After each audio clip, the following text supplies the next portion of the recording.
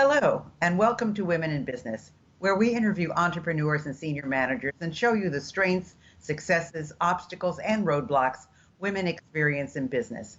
Since I believe every person in business needs to be visible, I'd like to invite you to watch www.sob6, that's the number 6, tips.com, which will give you some valuable information should you get the call to be on radio or TV, which I think is extremely important.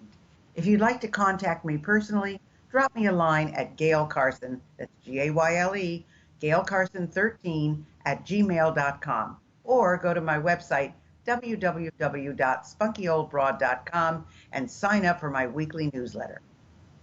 My guest today is Jennifer Longworth. Her career in podcasting began in broadcasting as a volunteer call screener turned traffic reporter on a small community radio station. She eventually became the production manager, then a podcast producer, then a co-host. And since then, she's been doing independent work as a podcast editor and producer for various types of clients. She believes that podcasters deserve to present themselves as authorities in their spheres with a professional sounding show. Listeners deserve to hear the message without being distracted by the audio quality. Well, welcome, Jennifer, and let's hope this show goes as smoothly as we both want it to go then. Amen. Thank you so much. So we heard a little bit about how you got started in podcasting, but did you make the transition from broadcasting to podcasting very easily? Yes. What the GM of the radio station was like, okay, get us into iTunes.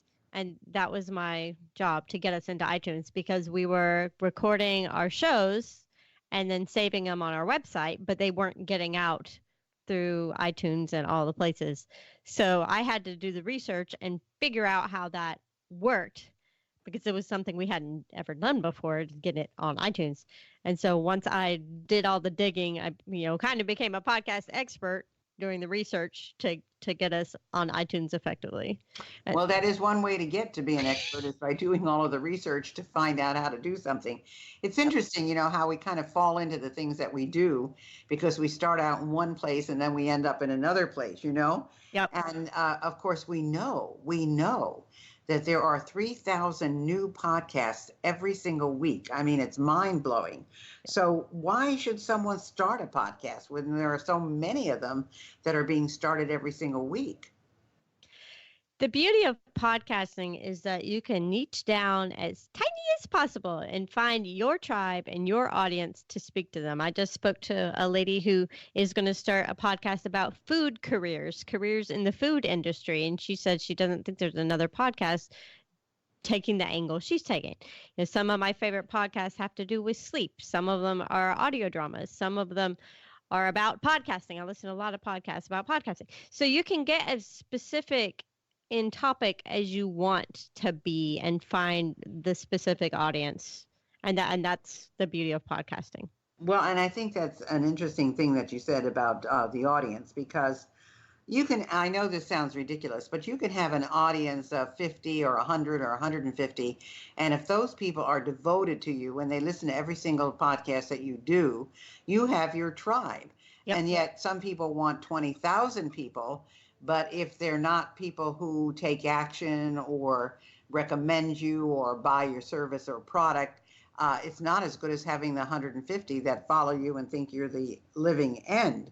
But people do think that podcasting is complicated, and it can be. I mean, you can do it simply, or you can get involved. It can have various microphones. It can be done over various mediums. So what do you say is involved in podcasting? I think it's pretty simple when you peel all the layers away. So you find a way to record. I have a studio here in Lexington, Kentucky. People can just come and record with me. They don't even have to buy their own microphones unless they want to. But there are microphones available for less than $100. So you can buy a microphone, record straight into a computer. You can record on your phone. There's so many ways, but you need a microphone somehow to capture the recording. And then you can edit it. You can not edit it. It depends on you. Some people just record and send it out to the world. And Well, that's true. I mean, if you want something that's not really professional, if you let's say, let's talk about your cooking lady, and she just wants her devotees of, let's say how many there are, whatever. Let's just do a round mhm, number 100. She doesn't have to be that professional right. because they're going to say, I want you for your knowledge. I want you for what you can teach me. I don't care if there's bells ringing in the background. I don't care if there's dogs barking. I don't care any of that because I want to hear what you have to say.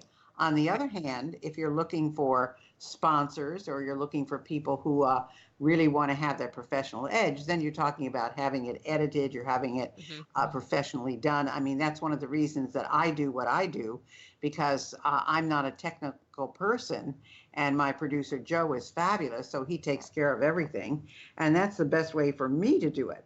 But Right. it's still work. I figure with all my shows that I do, it takes me 20 hours a month because you have to get the guests, you have to write up the show notes. Again, that's something that may not be necessary depending on how you do your podcast. But with the way we do it, we have show notes, we have to confirm them. I reconfirm them before the show, all of that. And so it's about 20 hours for all of the shows that I do. Mhm. So how much work do you consider is involved in podcasting? It depends on what you want to do with that. I mean, you just covered that you can make it a lot, you make it a little. I mean, once you've got the recording, you got to get it out to the world through a media host. And that doesn't take long at all. After you've set up your media host, that's going to get you to Spotify and Apple and all the places. So it's not like you're spending time sending it to Apple every time you release or sending it to Spotify every time you release. That automatically goes out once you have your RSS feed. So if people think, oh my gosh, it's going to take me so much time to get it to all the places, well, no, all you have to do is upload it once and get it out there. So it takes as much time as you give it. When I was doing a show, it was a 20-minute show. The guests would come to me because of I was doing it for a company. It was a marketing tool for the company I was working for. And so there were our company clients. So I didn't have to take the time to look for guests. I get on the phone for 30 minutes with them and then editing it out. And editing takes about 3 to 4 times the length of the audio. So if it's a 30-minute show, it's going to take an hour and a half to 2 hours to edit. So sometimes that drags people down. The editing takes so long. If you're doing an hour show, you're looking at 4 hours worth of work. That's why people outsource to folks like me. Well, it's interesting, Jennifer, because when you look at some of the things that do go out there, you wonder how anybody puts anything like that out there, because Yeah, some no of them are kidding. pretty basic. But so your role as a podcast editor producer is primarily getting whatever the person is doing into tip-top shape and Yes. making sure it's in the best possible format when it goes out. Is that correct? Yes, that's So, what it. um, what are some of the, let me put it to you this way. What is it, some of the issues that you've had as a podcast editor and producer? I mean, give us your great stories and your horror stories. Well, one story is when I was editing, this is a content editing thing. One of my clients is a personal finance podcaster who went on a tangent about potty training his young child. And it's like no one who tunes in for a personal finance podcast wants to hear about you potty training your child. So I cut that out. I mean, that's my job. Take the stuff out that is not going to serve your listeners. I had one once where I could not understand the guest. I could not understand them at all. And I had to run it through processing and EQ and leveling and this and this and that and that. And finally, after I worked on it a while, I realized they were talking about skiing, but I could honestly not understand that when I received the file. And that's part of the reason. I think it was a subcontracting job. People like, I can't understand this. Can you do something with it? Can you fix this?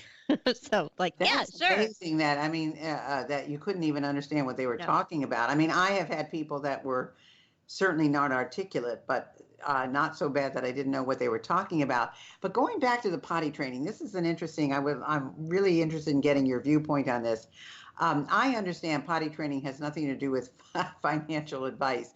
On the other hand, you always hear that people love to hear personal stories, Right. that they want to know more about the person. They want to know about the expert. They want to know something that makes them human.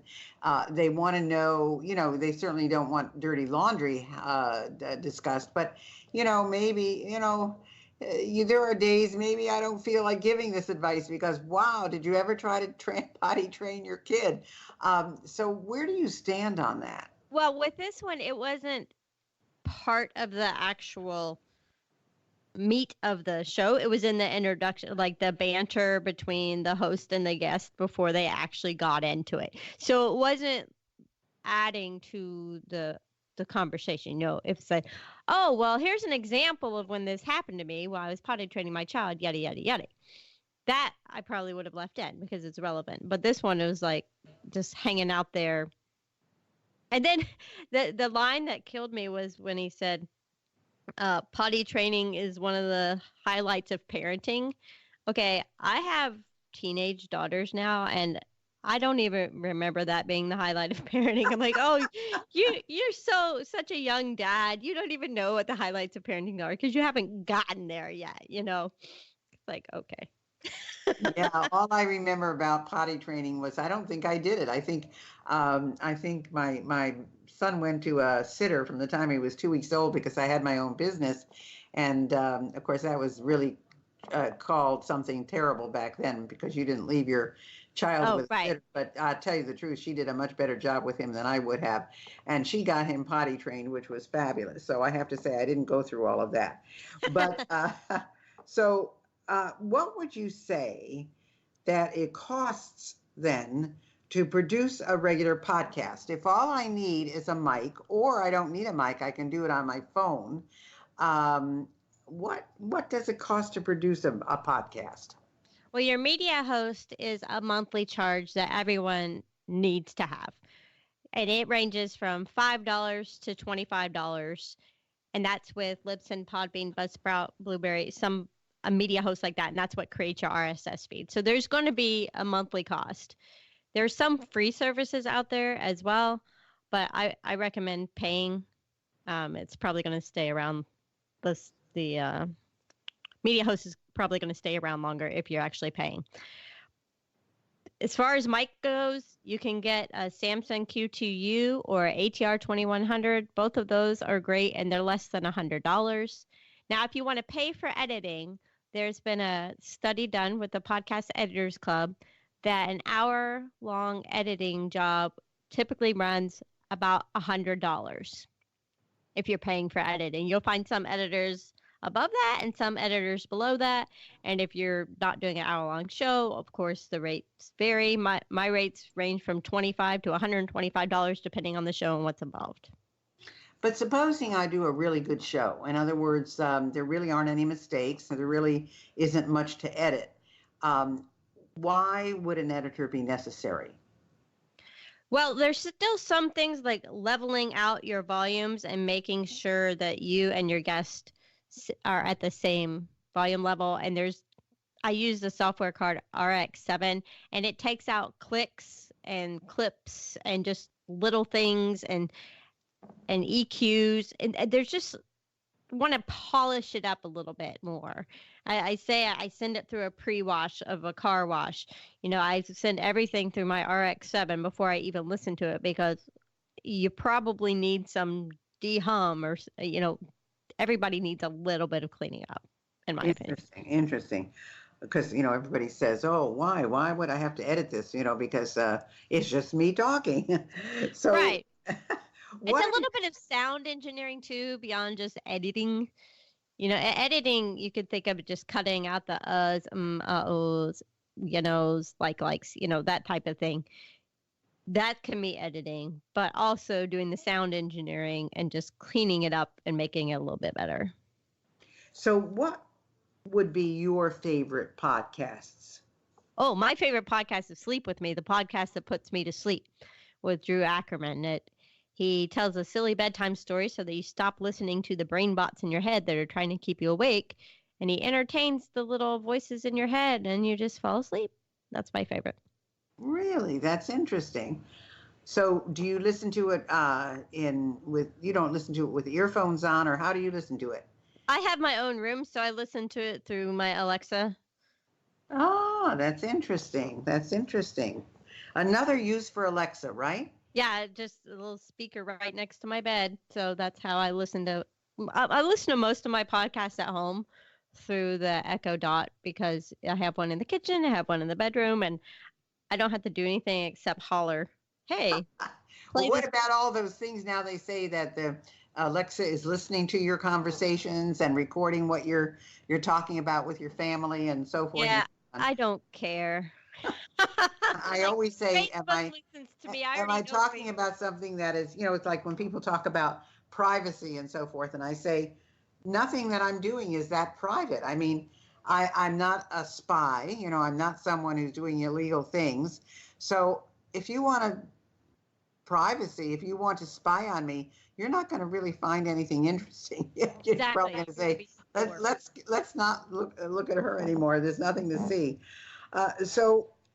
What's your favorite part about working from home? I mean, I had 7 offices at one time, and then when I went into my speaking business, I was always on the road. So I brought my office into my home, and now that I'm doing the mostly media types of things, I'm still working out of my home.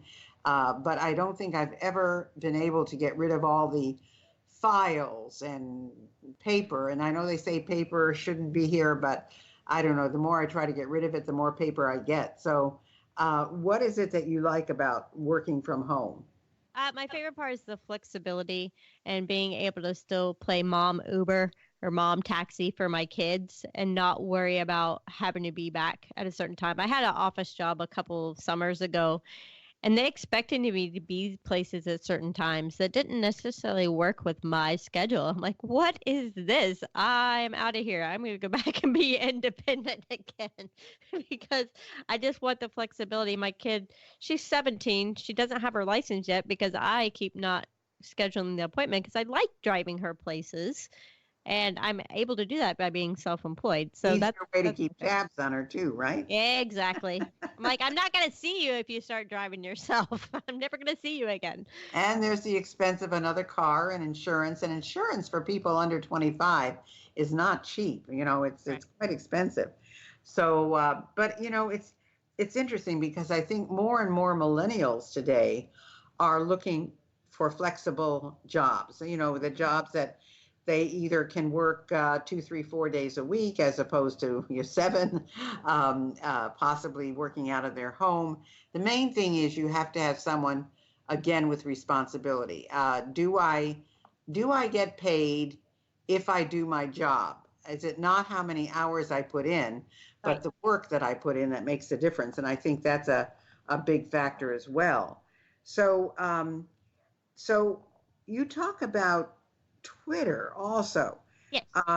and you talk about Twitter having a lot of influence. And I'm on Twitter, but I haven't necessarily absorbed what Twitter can really do. So tell us a little bit about what we can do to build influence on Twitter. Well, Twitter has what some people call vanity metrics. I have over 5,000 followers on Twitter. Okay. Well, when you're applying for a speaking engagement, a lot of times they ask for your social media handles and they will go and look to see how many Twitter, Instagram, Facebook, etc. followers you have as they are considering who to choose for their conference. And someone who has over 5,000 is going to have a leg up over someone who only has 500.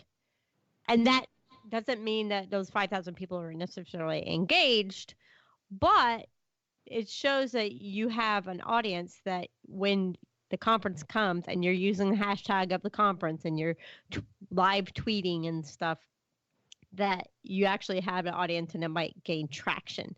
So that's some people have 50,000, some people have 500,000, whatever, but it is something that event planners will look at, the journalists will look at when wanting to know if they should work with you or not. Okay, so that's a question I want to ask you because I have heard that journalists go to Twitter. Why do they go to Twitter as opposed to a Facebook or LinkedIn or something like that? It's really easy to connect one-on-one with people on Twitter. You might think that someone is totally inaccessible. Like, I can't get to this person via phone, ignoring me on the other platforms. But on Twitter, you can tag someone in a tweet, you can tweet at them, you can DM them, and it's a lot easier to get one-on-one connection. So I've gotten responses from people before, and like, oh, I didn't even know they were watching me, but I retweeted something they said, and they're like, hey, thanks for enjoying the book. I'm like, oh, the author tweeted me. Cool. I had no idea. That's So interesting. Yeah. I mean, I don't think I've utilized Twitter the way I should. And maybe I need to look at that and so forth. And I haven't done Instagram because primarily Instagram has been for a younger crowd. And my other target market, other than media, is the over 50 woman. And so even though Instagram is getting much, much more popular, I don't think it's my market. So right. what can I do to maximize my Twitter profile? Well, on Twitter, there's a few different places that you need to maximize your real estate. So you have your cover photo, which is the top. So you don't have to just use a picture. You can put some text in there. You want your profile picture, the little circle that's going to show up on every tweet, to represent you and or your brand. Your display name can hold up to 15 characters, I believe. So I'm not just Jennifer Longworth on Twitter. I'm Jennifer Longworth podcast editor, or Jennifer Longworth whatever. I've changed it up a lot. So you can change that so you can fit more characters in it than you think you can. And then the bio section, you should maximize that. Use all the characters available to you. It's maximize your Twitter profile. I'm pulling up the. Oops. Sorry. I want to give you accurate information. Well, while you're looking for that, so we don't have much dead air, what have we not talked about that you think it's important for our listeners to know? I have the Twitter info real quick. So your display name can be up to 50 characters, and your username is 15 characters. So the display name is what pops up every time you're on a tweet, and then the username is your handle. So at KY Podcasting is me, and then Jennifer Longworth Podcast Editor will be my display name. And then your bio can use up to 160 characters. It's searchable and can contain links, hashtags, and usernames, and then also include your website link on your Twitter profile. And the other key to a Twitter profile that people overlook is a pinned tweet. And you have 280 characters to tell visitors to your profile who you are and why they should connect with you. So you can use that space for a video welcome, a lead magnet, podcast links, and much more. So use keywords, hashtags to increase your searchability and link away there. Wow. A lot to learn. Yes. Okay, so where can people get a hold of you, Jennifer? How can people reach you in case there's somebody listening who says, I really want to start a podcast. I don't know what I'm doing. I want to talk to Jennifer. bourbonbarrelpodcasting.com. bourbonbarrelpodcasting.com is the best way to find me, and there'll be a little contact button that pops up at the bottom too. Okay, so it's BOURBONBARREL podcasting.com, right? Yes. Okay. So with our 2-minute warning, anything that you want to tell us that we have not talked about? Podcasts are awesome, and if you haven't listened to them, you're missing out. Ta-da! Well, call me if you want to start one. Well, it's interesting because I think they say now that podcasts are, well, as I said, there's 3,000 new podcasts every single week. And the problem with podcasting has been that people don't keep it up. They start and they get burned out. I think the average podcast maybe does 12 episodes. That's it. And then they're gone and forever. But their podcast stays up. But no one can hear anything new because they're not doing anything new. So it's interesting, when you look at all of this and you say, wow, how come this is all going on? But it's the truth, and it's what's going on all over. So that's why yeah, if you're going to start a podcast, I do think that this is probably someone you should pay attention to and know, because look, this is what Jennifer does for a living, so Yep. she can certainly get with all of you and help you in any particular way. So again, is there anything that you'd like to offer to our listeners? Anything that they might want to get from you, or not? I offer a free consultation for podcasting. So if you go to my website, bourbonbarrelpodcasting.com, and there's a little pop-up block of contact us. If you scroll down, there's a free consultation on there, and I'm happy to help you think through your process. Oh, that's wonderful. Well, folks, you've had a very quick education on podcasting today, and I think Jennifer's given you a lot of helpful information, things that you need to know if you're considering this. So I want to thank you so much for being with us, Jennifer. I want to thank you for all the information that you shared, and best wishes to you in the future. Thank you. Thank you for inviting me. Thanks for listening to Women in Business. I hope you enjoyed today's show, and if you have any suggestions as to who you'd like me to have as a guest, just email me at gaylecarson13@gmail.com. Be sure to check out www.sob6tips.com. And in the meantime, go to www.spunkyoldbroad.com to see the resources I have for you.